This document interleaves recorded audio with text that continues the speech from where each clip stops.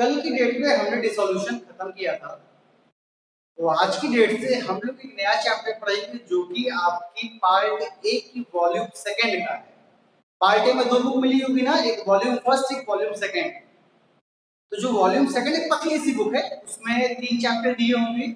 एक दिया होगा शेयर्स, इश्यू ऑफ शेयर्स, दूसरा इश्यू ऑफ डिबेंचर्स और तीसरा आपका रिडम्पशन ऑफ डिबेंचर। तो बेटा इश्यू ऑफ शेयर्स और इश्यू ऑफ डिबेंचर्स तो आपके कोर्स में है, लेकिन जो थर्ड चैप्टर है उसको कोर्स से हटा दिया गया है, वो इस साल 12th में नहीं आएगा। तो यहाँ पे जो आपको पढ़ना है वो दो चीजें पढ़नी है। Chapter number first issue of shares और chapter number second is called issue of debentures. अब एक बात याद है, जिस बच्चे ने शेयर्स चैप्टर को अच्छे से पढ़ा, जिस बच्चे ने अच्छे से पढ़ा शेयर्स, उसका 90% डिवेंचर कंप्लीट हो जाएगा। जिस बच्चे ने शेयर्स अच्छे से पढ़ा है उसका 90% डिवेंचर्स कंप्लीट हो जाएगा। तो मतलब अगर आपने एक चैप्टर में मेहनत की तो दूसरा अपने आप कंप्लीट हो जाएगा। इससे अच्छी बात क्या है सर? आसान सी चीज है। तो बातों को ज्यादा आगे नहीं बढ़ाते हैं, सीधे टॉपिक पे आते हैं। आपने, मुझे याद है जहां तक मैंने 11th में एक चैप्टर पढ़ाया था, form of business organisation, chapter number 2 पढ़ा था आप लोगों ने? लो यार, पढ़े थे ना? बोलते हो, इतना से बोलोगे ना तो आपको भी पढ़ने में मजा आएगा, मुझे भी पढ़ाने में मजा आएगा। जब मैं कुछ पूछूं ना तो तुरंत रिप्लाई दिया कीजिए। तो बेटा जो हमने आपको पढ़ाया था फॉर्म ऑफ बिजनेस ऑर्गेनाइजेशन में, उसमें मैंने एक सेक्टर पढ़ाया था, प्राइवेट सेक्टर का, ज्वाइंट स्टॉक कंपनी पढ़ाया था। वही ज्वाइंट स्टॉक कंपनी यहाँ पे आएगी इस चैप्टर में, इश्यू ऑफ शेयर्स में। इश्यू ऑफ शेयर में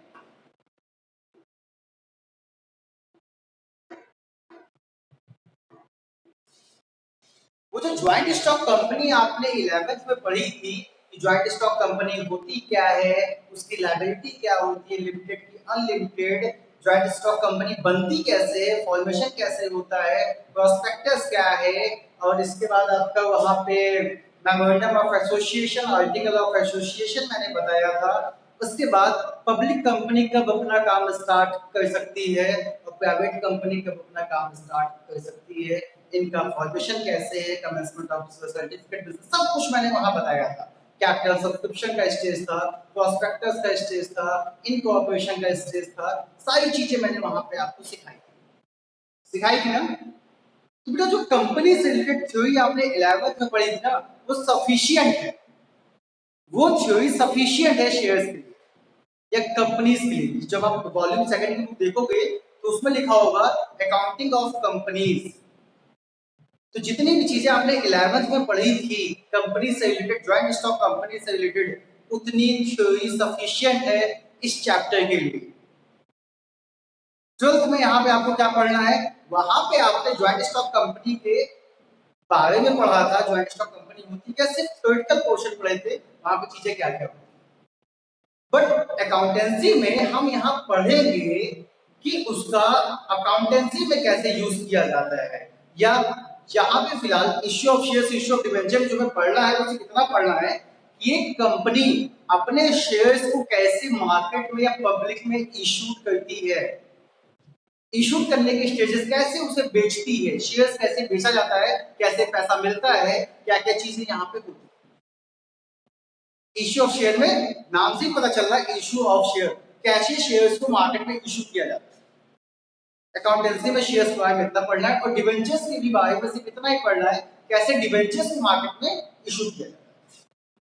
इसी से रिलेटेड कौन कौन से ट्रांजैक्शन होते हैं, कैसे हम यहाँ पे बैलेंस शीट या आपके जनरल एंट्री अकाउंट्स, कौन कौन से अकाउंट बनाएंगे, कैसे जनरल एंट्री बनाएंगे, कैसे बैलेंस शीट बनाएंगे, सब कुछ इसी से रिलेटेड होगा, इशू ऑफ शेयर से रिलेटेड। तो बस यहाँ पे बच्चों आपको ध्यान क्या रखना है, सबसे बड़ी चीज, चैप्टर बहुत अच्छा है, आसान सा चैप्टर है, मजेदार चैप्टर है, बस कॉम्प्लिकेटेड है, थोड़ा सा कॉम्प्लिकेशन है। कॉम्प्लिकेशन कहाँ है, आपको याद होगा कि मैंने आपको 11th में अकाउंटेंसी में एक चैप्टर पढ़ाया था, उस चैप्टर का नाम है बिल ऑफ एक्सचेंज। जानते होगे बिल ऑफ एक्सचेंज, पढ़ाए थे ना, पढ़े भी थे। उस बिल ऑफ एक्सचेंज में आपने देखा होगा कि हम जब एक एक लाइन पढ़ते थे तो जहां फुल स्टॉप होता था वहां पे हम भी स्टॉप हो जाते थे, और उस लाइन की मीनिंग समझने के बाद उससे रिलेटेड एंट्री बनाते थे, और जनरल एंट्री बनाने के बाद तब हम आगे बढ़ते थे। कुछ ऐसा था, कुछ ऐसा पढ़ाया था। तो आपको समझ में आएगा यस सर कि हम एक लाइन पढ़ते थे, जहां फुल स्टॉप होता तो वहां हम भी स्टॉप हो जाते थे, और स्टॉप होने के बाद उस लाइन से रिलेटेड जो भी एंट्री थी उस एंट्री को हम बनाते थे, और सर एंट्री बनाने के बाद तब हम आगे बढ़ते थे, फिर नेक्स्ट लाइन पढ़ते थे, उसकी एंट्री बनाते थे।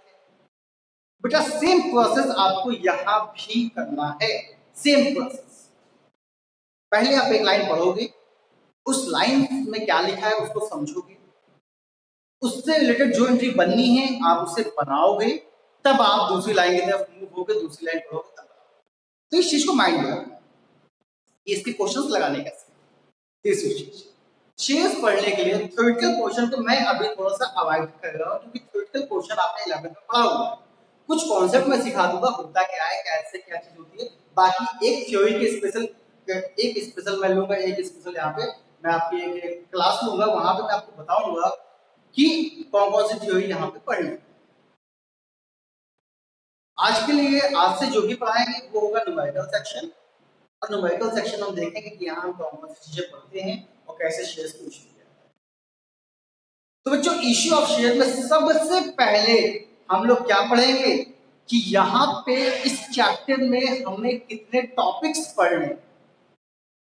सबसे पहले माइंड में होना चाहिए कि भाई ये चैप्टर है, इस चैप्टर में कितने टॉपिक है। बेटा पढ़ने के दो तरीके, मैं चाहूँ तो क्वेश्चन नंबर 1 से लगाना बता दूं, ऐसे लगाओ वैसे लगाओ वैसे लगाओ, आपको समझ नहीं आएगा कि शेयर्स में आपने क्या क्या पढ़ा, समझ नहीं पाओगे।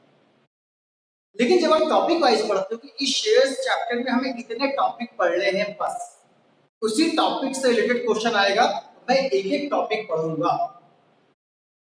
तो बच्चों जब आप एक एक टॉपिक पढ़ते हो उस कंडीशन में आपको कोई टॉपिक भूलता नहीं है, जिस भी टॉपिक से रिलेटेड क्वेश्चन आता है वो आप अच्छे से लगा लेते। तो आप बच्चों देखते हैं इश्यू ऑफ शेयर से पहले हमें यहाँ पढ़ना क्या है, इसकी चीजों से रिलेटेड हमें चीजें पढ़नी है। तो बेटा इश्यू ऑफ शेयर में जो आपको पढ़ना है वो सबसे पहली चीज जो आपको बनाना है वो आपको जर्नल एंट्री बनानी, क्या बनानी है, जर्नल एंट्री, जर्नल एंट्री। बच्चों इश्यू ऑफ शेयर्स में आपको जो बनाना है वो है जनरल एंट्री। अभी से जनरल एंट्री किन किन टॉपिक से रिलेटेड होगी, तो टॉपिक देखिए उसको लिख लीजिएगा, भूलिएगा मत, इतने ही टॉपिक आपको पढ़ने हैं। इश्यू से रिलेटेड जो पहले दो टॉपिक हैं वो है issue, issue and par, issue and par, PAR par. अभी सबका क्या क्या मतलब होता है मैं एक एक टॉपिक को अच्छे से समझाऊंगा, समझ लीजिए।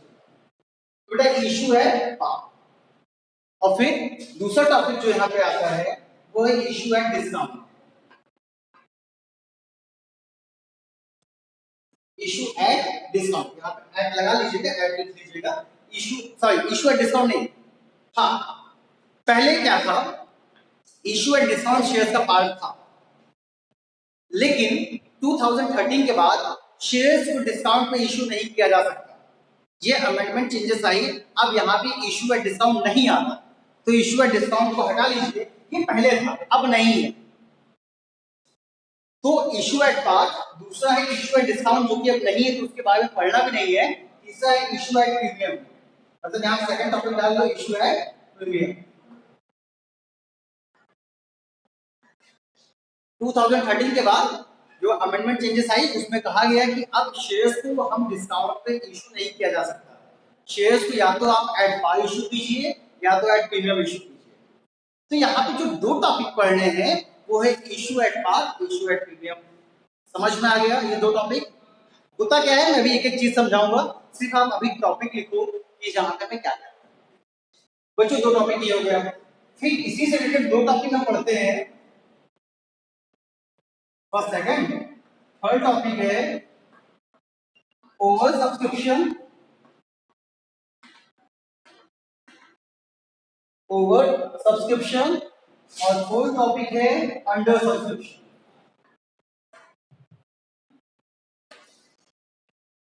Over subscription, under subscription. 1 2 3 4 topic हो गए बच्चों। उसके बाद इसी से रिलेटेड हम 2 टॉपिक पढ़ेंगे।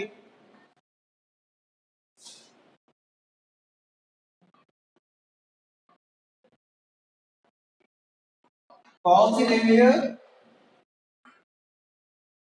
कौन सी एडवांस।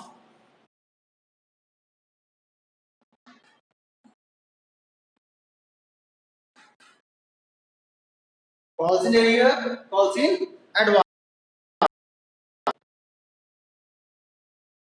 यहाँ पे बेटा दिखाई दिया, एक मिनट रुको। ठीक है, तो यहाँ पे इससे रिलेटेड हम 2 टॉपिक पढ़ेंगे, दैट इज कॉल्ड कौन सी लिनियर एंड कौन सी एडवांस। बच्चों आवाज आ रही ना अच्छे से, कोई दिक्कत बोलो यार। चलो, इससे रिलेटेड बेटा हम 2 टॉपिक और पढ़ेंगे।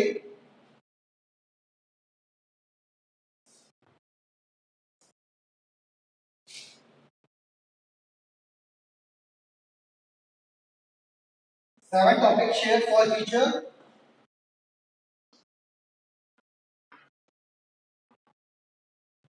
Share for future. और यहाँ पे 7 टॉपिक, एक टॉपिक हम पढ़ेंगे री इशू ऑफ शेयर फॉर, री issue of share for future.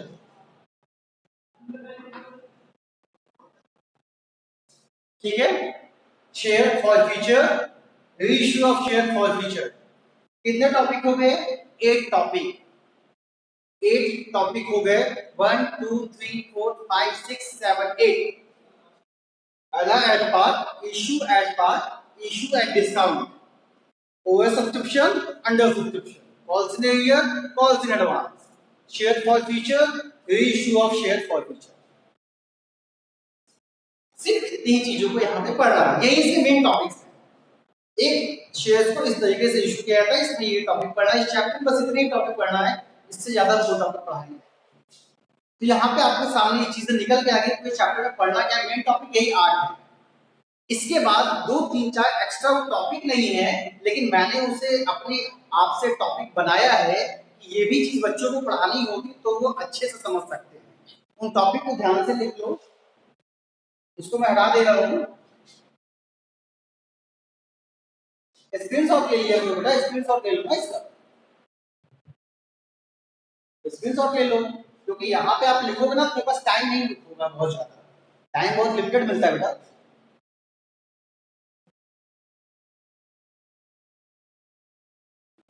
8वें के बाद बेटा जो 9वां टॉपिक जो मैंने अपने आप से बनाया है कि 4 टॉपिक, उससे आप लिख लीजिए। ये टॉपिक आपको बुक में तो नहीं दिखेगा, कहीं टॉपिक के नाम से लिखा नहीं, सिर्फ हमने बनाया है समझने के लिए, आप समझ।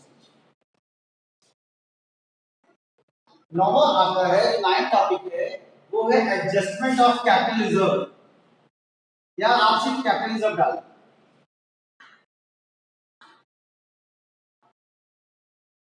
Capital reserve. देखिए कैसे क्या होगा, ये 3 4 टॉपिक हम लास्ट में बताएंगे। यहाँ पे एनालिटिकल टेबल 10 टॉपिक है, एनालिटिकल टेबल यहाँ लिख लो data,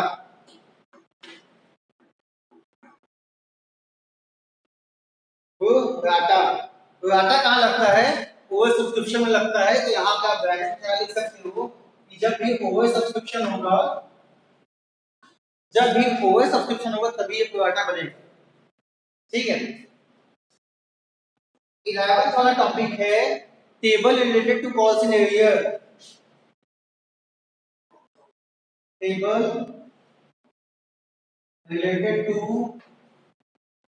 calls in area, table related to calls in area। तो बेटा एक्स्ट्रा में कैपिटलिज्म है, कोई आता है, और table related to calls in area, बस इतनी ही चीजें हमें यहाँ पे पढ़नी है। कहाँ शेयर्स में, अगर बेटा इतनी चीजें आप पढ़ लेते हो तो इसमें मैक्सिमम टॉपिक या ऑलमोस्ट टॉपिक कंप्लीट हो जाते हैं, आपको कोई टॉपिक बचेगा नहीं, हर एक टॉपिक यहाँ कंप्लीट हो जाता है। अब इससे अगर कुछ एडवांस क्वेश्चन आता है, क्योंकि लास्ट में कुछ एडवांस क्वेश्चन दिए हुए, तो जो कुछ एडवांस क्वेश्चन आएगा वो हम लास्ट में आपको बता देंगे। फिलहाल इश्यू ऑफ शेयर्स को सीखने के लिए इतनी चीजें काफी हैं। ये थे बेटा टॉपिक्स। कोई दिक्कत है किसी को टॉपिक में? टॉपिक लिख लिया सभी ने? टॉपिक लिख लिया ना सभी ने? अब बेटा हम पढ़ते कैसे हैं या इसमें कौन कौन सी जनरल एंट्रियां बनती, पहले जनरल सीखो, जनरल के बाद फिर टॉपिक पे आएंगे। अच्छा ये बताओ, सपोज दैट जिस तरह भी अभिषेक ने नया एडमिशन लिया, आप लोग के बीच में एक स्टूडेंट है अभिषेक, उसने अभी एक नया एडमिशन लिया 12th में। जब अभिषेक आया होगा एडमिशन लेने के लिए, तो बच्चों उसने क्या किया होगा? सबसे पहले यहां से एप्लीकेशन फॉर्म लिया होगा, फॉर्म को फिल किया होगा। फिल करने के बाद जैसे उसने फॉर्म फिल किया होगा एप्लीकेशन फॉर्म, उसको सीट अलॉट हो गई होगी। तो पहला स्टेप अभिषेक ने क्या किया? पहला स्टेप अभिषेक ने किया कि एप्लीकेशन फॉर्म लिया। दूसरा स्टेप, इसको बच्चों को सीट अलॉट हो गई। एप्लीकेशन सीट अलॉट हो गई। अब इसकी बात क्या है, ये बच्चा पूरे साल की फीस चाहे एक बार में देगा या फिर धीमे धीमे हर एक महीने फीस देगा, जस्ट लाइक इंस्टॉलमेंट देगा ना। जैसा हर महीने की फीस होती है, 3-3 महीने की फीस होती है, 5-5 महीने 6-6 महीने की भी फीस होती है कि आप पूरे साल की फीस चाहे एक बार में दे दो, चाहे 2 बार में दे दो, चाहे 3 बार में दे दो। तो जस्ट लाइक इंस्टॉलमेंट आप फिर एडमिशन लेने के बाद फीस देते हो। इसे हम कहते हैं इंस्टॉलमेंट को शेयर्स की लैंग्वेज में फर्स्ट कॉल सेकंड कॉल। क्या कहते हैं? शेयर्स फर्स्ट कॉल या शेयर सेकंड कॉल।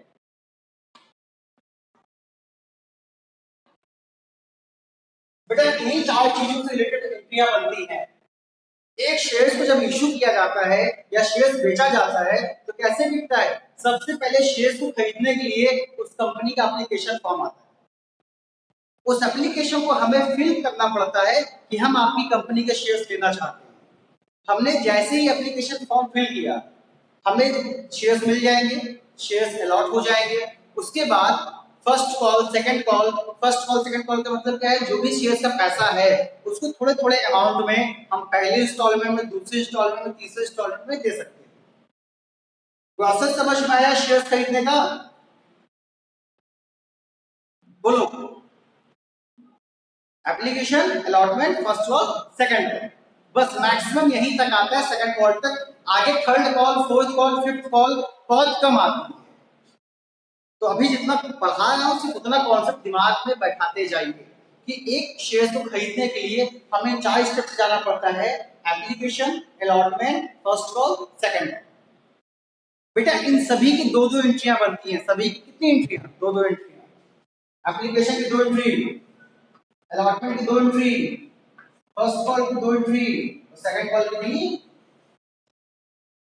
2 एंट्री। बेटा कितनी एंट्रियां हो गई? बताओ जल्दी। अगर टोटल कहा जाए, मैं आपसे पूछूं कितनी एंट्रियां हुई? 8 एंट्रियां हुई। ये 8 एंट्रियां लाइन से बनती हैं, सीक्वेंस से। इनमें ऊपर नीचे मत कीजिएगा। पहले 2 एप्लीकेशन की बन जाएंगी, फिर 2 अलॉटमेंट की बनेंगी, फिर 2 फर्स्ट कॉल की बनेंगी, फिर 2 सेकंड कॉल की बनेंगी। सर चलिए 8 एंट्रियां बनेंगी तो याद कैसे किया जाएगा? सबसे बड़ी चीज तो सर एंट्री याद नहीं, बड़ी समस्या है। पढ़ तो अच्छा आप पढ़ा तो बहुत देते हैं, लेकिन एंट्री याद करने का कोई तरीका नहीं बताते। कोई ऐसा लॉजिक बताइए कि एंट्री याद हो जाए।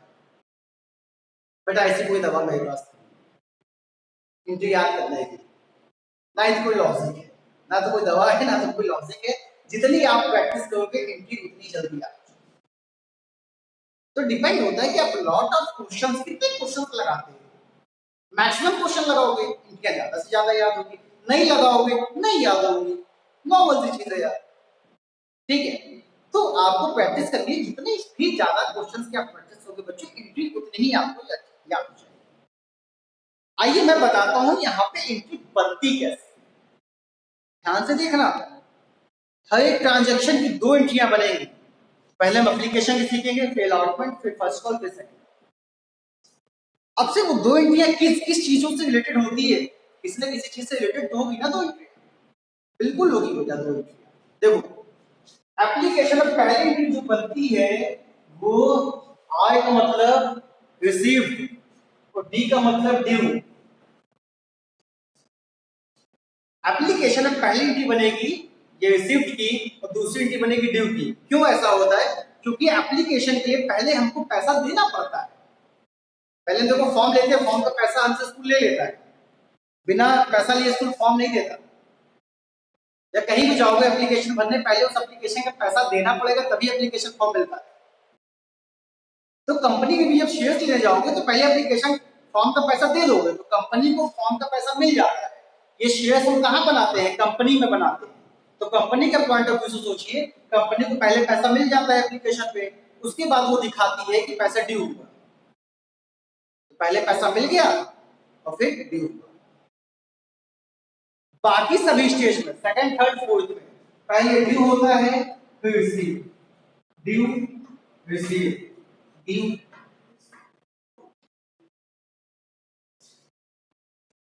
सिर्फ एप्लीकेशन में पहला रिसीव होता है, दूसरा ड्यू होता है, बाकी सब में due receive, due receive, due receive. तो एप्लीकेशन की पहले जब हम दो एंट्रियां बना लेंगे, एक रिसीव्ड एक ड्यू की, तब हम यहाँ आएंगे अलॉटमेंट में, फिर इसकी दो एंट्रियां बनाएंगे, फिर फर्स्ट कॉल पे आएंगे इसकी दो एंट्री बनाएंगे, फिर सेकंड कॉल पे आएंगे इसकी दो एंट्री बनाएंगे। सर एक बार बना के दिखा दीजिए तो बड़ी अच्छी बात होती और अच्छे से समझ में आ जाता है। क्यों? शायद कुछ ऐसा मन में होगा, तो आइए बना के दिखा देता हूँ, देख लीजिए एंट्रियां इसकी कौन कौन सी बनती है कैसे। बेटा हम पहले एप्लीकेशन की बात की जाएगी, फिर अलॉटमेंट, फर्स्ट कॉल और सेकंड।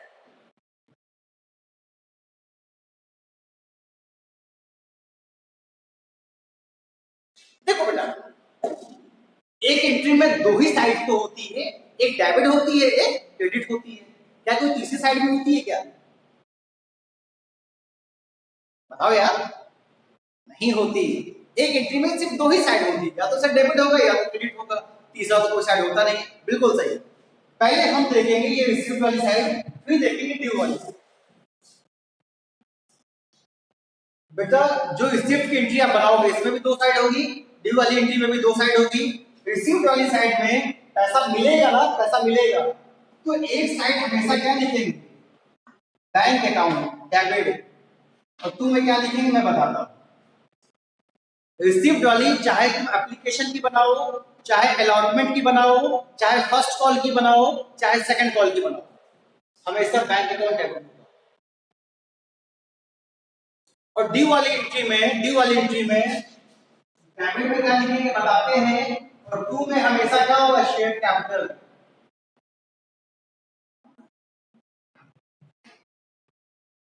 टू में क्या होगा? Share capital account. अब बच्चों ध्यान से देखो, सर इसके क्रेडिट में क्या लिखेंगे, इसके डेबिट में क्या लिखेंगे? बेटा एंट्री किस चीज की बना रहे हो? एप्लीकेशन की, तो यहाँ पे क्रेडिट में क्या लिखोगे? Share application, share application account. और यही चीज यहाँ डेबिट में लिखोगे, शेयर एप्लीकेशन अकाउंट। बताओ रिसीव्ड और ड्यू की एंट्री में कोई दिक्कत है? ये एंट्री बन के रिसीव्ड की, ये एंट्री बन के ड्यू की, कोई दिक्कत? समझ में आया कि नहीं आया? चलो तो बेटा जो पहली एप्लीकेशन की दो एंट्रियां बनेगी, पहली बनेगी रिसीव्ड की, दूसरी बनेगी ड्यू की। तो इस कंडीशन में एप्लीकेशन की एंट्री क्या हुई? Bank account debit to share application, और डी वाली क्या हुई? Share application account debit to share capital. कोई दिक्कत? बोले यार।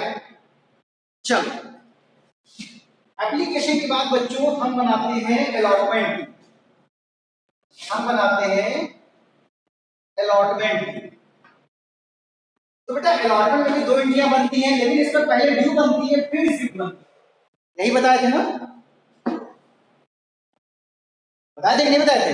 बाकी सब में पहले ड्यू फिर रिसीव। अब देखो ड्यू वाली कौन सी है? ये है।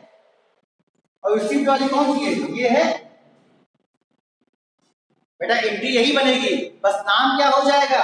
जहां पे शेयर एप्लीकेशन लिखा था वहां क्या लिखोगे? अब वहां शेयर अलॉटमेंट लिखोगे। हाँ शेयर अलॉटमेंट, शेयर अलॉटमेंट। बेटा अलॉटमेंट की 2 एंट्रियां बन गई। बताइए कोई दिक्कत हो तो बताओ, कोई समस्या हो तो बताओ, यहां से यहां मुझे नहीं समझ में आया। Any problem? चलो सेम कंडीशन में बच्चों फर्स्ट कॉल और सेकंड कॉल की भी एंट्री बनाएंगे सेम कंडीशन में।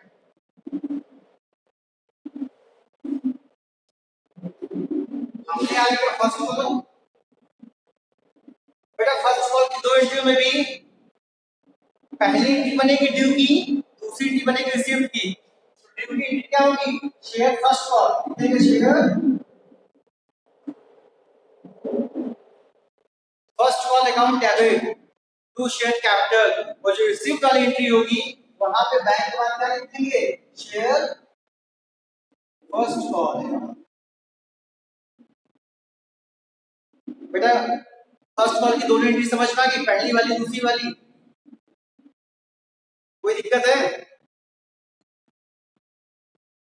बेटा इसी तरीके से हम सेकंड कॉल की बना लेंगे। सेकंड कॉल, तो सेकंड कॉल में क्या करना है? शेयर सेकंड कॉल लिखना है और यहां पे भी शेयर सेकंड कॉल लिखना है। शेयर सेकंड कॉल अकाउंट लगा लेना, मैंने अकाउंट नहीं लगाया, आप अकाउंट लगा लीजिएगा, ये तो पता चले बोल दे सर आपने तो अकाउंट नहीं लिखा था, भाई क्यों लिखूं? ऐसा नहीं है, 11 से पढ़ते आ रहे हो तो ये थोड़ा सा कॉमन सेंस की बात है कि हर एंट्री में अकाउंट जरूर लगाना। बच्चों बताओ 8 एंट्री कंप्लीट हो गई, समझ में आई कि नहीं है? अब ये एंट्रियां लाइन से बनेगी, इसको लाइन से अपनी कॉपी में बना लीजिएगा। एप्लीकेशन की एंट्रियां लाइन से बनाइएगा, पहले एप्लीकेशन की 2, उसमें पहले रिसीव बनेगी फिर ड्यू बनेगी। बाकी सब में पहले ड्यू फिर receive, due receive, due receive. तो पहले एप्लीकेशन की 2, उसके नीचे फिर 2 अलॉटमेंट की, फिर उसके नीचे 2 फर्स्ट कॉल की, उसके नीचे 2 सेकंड कॉल की। ये 8 एंट्रियां अपनी कॉपी में बना लीजिएगा। आज का लेक्चर यहीं पे खत्म होता है। आज मैं सिर्फ आपको एंट्री सिखाने के लिए आया था, मैंने यहाँ पे आपको एंट्री सिखा दी। मेरे ख्याल से जहां तक मुझे लगता है ये एंट्री आपको याद भी हो गई होगी, इसमें कोई दिक्कत नहीं होनी चाहिए। क्या अभी भी दिक्कत है? नो। तो बच्चों थैंक यू फॉर टुडे।